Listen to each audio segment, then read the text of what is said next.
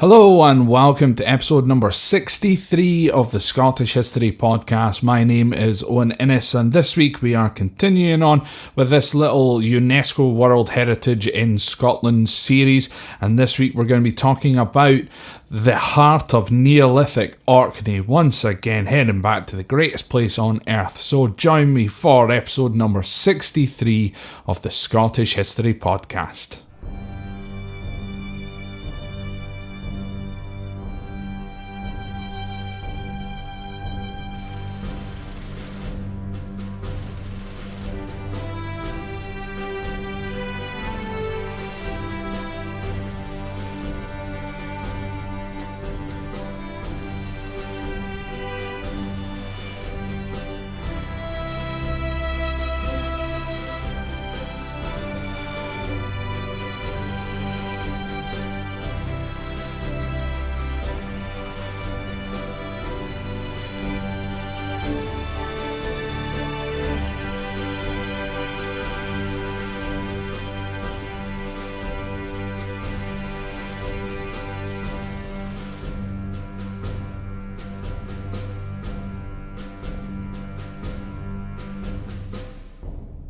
So once again, folks, I just want to apologise for the couple of weeks hiatus. Just work and everything has been really getting on top of my timing and everything like that. So I'm back again. So once again on the Scottish History Podcast, we return to the utterly magnificent Orkney to find our fourth Scottish UNESCO World Heritage site.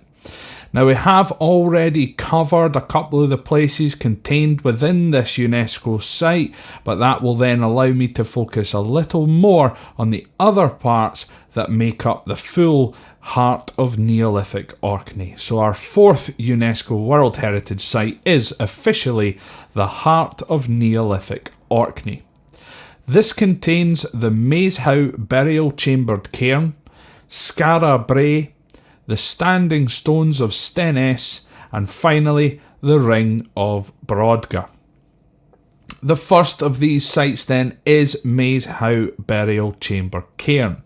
I covered this in depth on episode number 42, so I won't dwell on it for too long.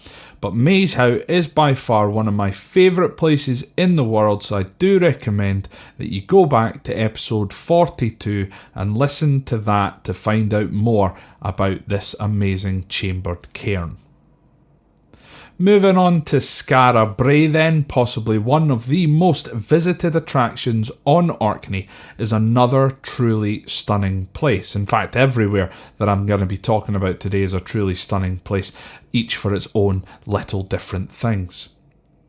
Now, this is a Neolithic village that dates back to around 3100 BC, which makes it older than both the Great Pyramids of Giza and older than Stonehenge. It was unearthed, or technically I should say unsanded, in 1850 after a deadly storm hit Scotland which killed over 200 people. The winds accompanied that storm uncovered this village in the Bay of Scale, which at that time was known as Scarabray.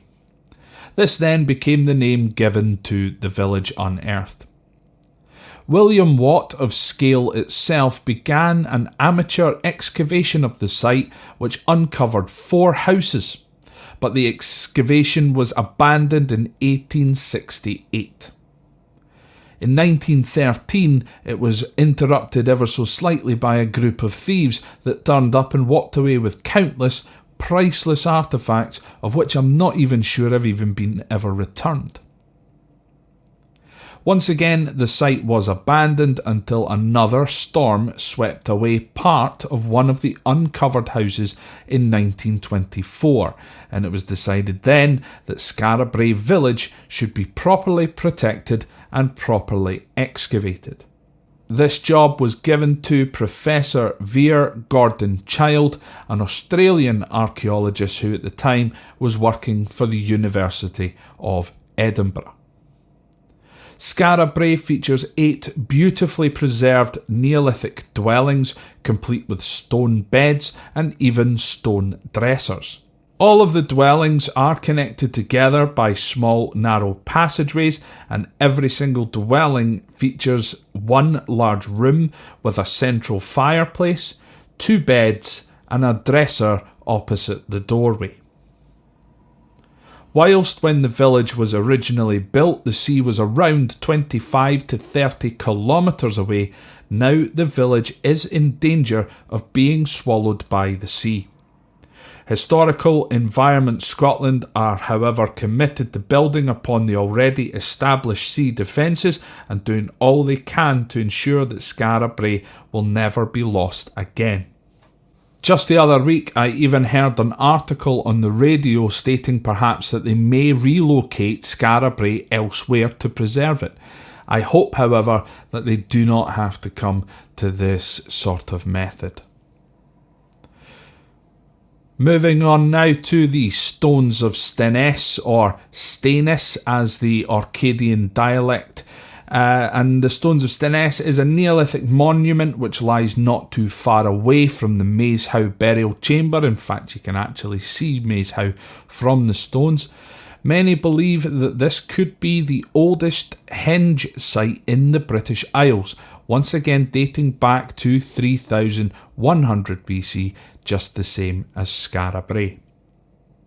Originally, 12 stones stood at Stenness. Now, Stenness itself is Old Norse, meaning stone headland, which to me makes perfect sense, as of course, as I mentioned before, the Orcadians would say Stenness. Stane is Scots for stone, and ness means headland, so stone headland. I just worked that out. Nowadays, the ditch and bank that would have surrounded the stones is now gone. The stones are each around 30 centimetres or 12 inches in thickness and feature sharp, angled tops. The stones themselves also stand around 5 metres, which is 12 feet in height. When this henge was complete, the 12 stones were set in an ellipse which was 32 metres or 105 feet in diameter. There was a causeway-style entrance which faces the nearby Barnhouse Neolithic settlement. Didn't I tell you Orkney was amazing? But Barnhouse is not included within the UNESCO World Heritage Site. But again, it is a place well worth checking out. Nearby, another solitary stone stands, which is now just before you cross a bridge towards the ring of Brodgar. This stone is called the Watch Stone. In the 1930s, a stump of a second stone was found next to the Watch Stone also. A picture of the Stones of Stenness feature on the cover of the Van Morrison album, The Philosopher's Stone. So, if you're a fan of Van Morrison, you may have seen the stones in picture already. Now, until 1814, a stone called the Odin Stone also stood in a field nearby. This was a stone heavily linked to rituals.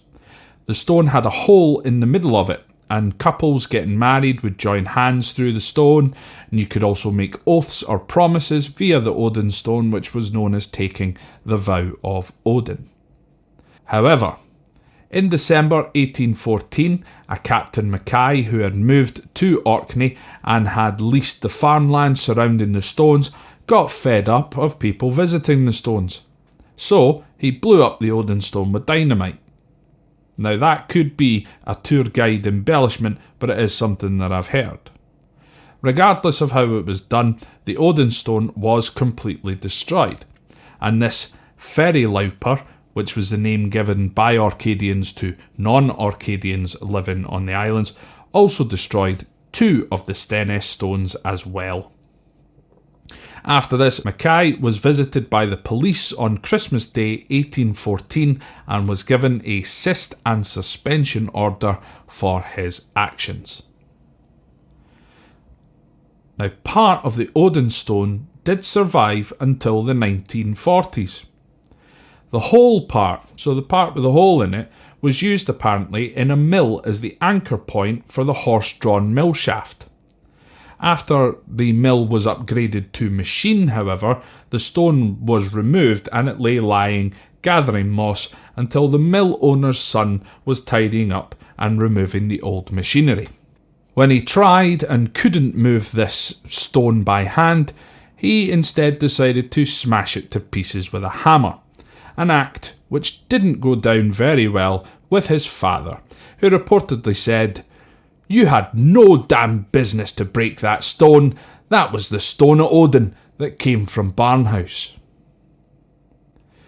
Lastly, then, we move on to the iconic Ring of Brodgar. Again, you've probably seen pictures of this amazing stone circle before, especially with the northern lights behind it and everything like that. Absolutely fascinating place. But this amazing stone circle is the third largest stone circle in the British Isles, and it is the only one of them which is close enough to be referred to as a perfect circle. It was thought to have been constructed between 2500 and 2000 BC, making it likely the last of the Neolithic monuments to have been built on what is known as the Ness of Brodgar. Unfortunately, however, the inner part of the Ring of Brodgar has never been excavated to see what lies beneath, so being able to find out a true date of roughly when this ring was built is unlikely to ever be established. So the stone circle itself is 104 metres or 341 feet in diameter, and it is believed to have originally featured 60 megaliths. Now today, less than half that number stand, with only 27 stones left in situ. A few years ago it was 29, however 2 of them were struck by lightning and kind of exploded, so therefore leaving only the 27 that still stand. At one point as well, when it was kind of first written about, there was 19, and then they started to fall down, and I think at one point there was only 9 stones left standing until again the sort of historical Scotland came in and they put them back into what is believed to be their original plugs. So the stones that you see mostly were all fallen over, and some of them could even be in the wrong place. But again, don't let that distract you or anything from visiting this amazing place. So anyway, the circle is actually set within a circular ditch which was dug out of sandstone, and that circular ditch measures 380 metres or 1,250 feet in diameter. To show how important the Ring of Brodgar must have been, within just 2 square miles from the Ring of Brodgar, there features in total 2 circle henges, 4 chambered tombs, more standing stones both in groups and individual standing stones. There were barrows, more cairns and mounds, making this immediate area very concentrated on what is believed to be ritualistic sites. Now, in that last wee bit I mentioned the Ness of Brodgar, which is the name for the area which the Ring of Brodgar sits on, but it is also the name given to another of the Neolithic villages, which is still to this day being excavated just a stone's throw away, pardon the pun, from the Ring of Brodgar. Now, the Ness of Brodgar was discovered in 2002, and every summer when the weather is apparently at its best, the protective tarpaulins and used car tyres are removed and the archaeologists move in. So far to date, they have revealed a massive Neolithic complex with buildings. They've found pottery, stone tools and even bones. In total, they have found 38 structures which have been found since 2003, and more are likely to follow. The Ness would also appear to date back even further than Scarabray to around 3300 BC. Once again, didn't I tell you, Orkney is incredible. Now, once again, like Barnhouse that I mentioned before, which again isn't far away from the Ness of Brodgar, not far away from Stenness and the Ring of Brodgar. Again, these places you can all see from one another. The Ness of Brodgar, the current excavation site, isn't part of the UNESCO World Heritage Site currently, I may add, and it isn't also open to the public unless you pay either to become a volunteer or you pay to become an archaeologist. But the Heart of Neolithic Orkney was designated a UNESCO World Heritage Site in 1999, and once again, I implore you to visit whenever you can. So folks, that is it for another episode of the Scottish History Podcast. Thank you very much for bearing with me. As I mentioned in my sort of little apology upload that I uploaded a few days ago, upload days are going to be a little bit different because my days off are now going to be a lot different. When I get the time to catch up with myself, I will write and record 2 or 3 episodes at a time so that I can try and get them back out on the Sundays, because I think the Sunday was kind of the best upload day. So thank you again for bearing with me. Thank you everyone once again, and even more people for messaging, for emailing, just questions and things like that. It has been an amazing response since I started doing this podcast almost a year and a half ago now. Actually, no, we're almost, what's that, 1 year and 9 months really, since I uploaded the first ever episode. So again, the response has been fantastic. Thank you very much to all my new patrons and everything like that. It is utterly incredible. So if you want to get in touch with myself, you can do so via the email. That's probably the best way of doing it, and that's scotthistorypod@gmail.com. Alternatively, if you go to my website, which is www.scotthistorypod.com, there is a contact me sort of little bit on there. Send me a wee email on there and then I can respond via that way. Alternatively, you can do it via Facebook, Twitter and Instagram. Just search for the Scottish History Podcast, or even easier, Scott History Pod. And lastly, if you do wish to become a patron of the podcast, which basically just helps for making sure that the podcast stays online and things like that, it is Patreon, so patreon.com/Scott History Pod. You can also do the Buy Me a Coffee thing, which is just a one-off donation if you want to do it that way, which is just buymeacoffee.com/Scott History Pod. Once again, though, folks, thank you very much for listening, and I will speak to you again next time for the last of the UNESCO World Heritage Site episodes. So stay tuned for that, and I'll speak to you again next time.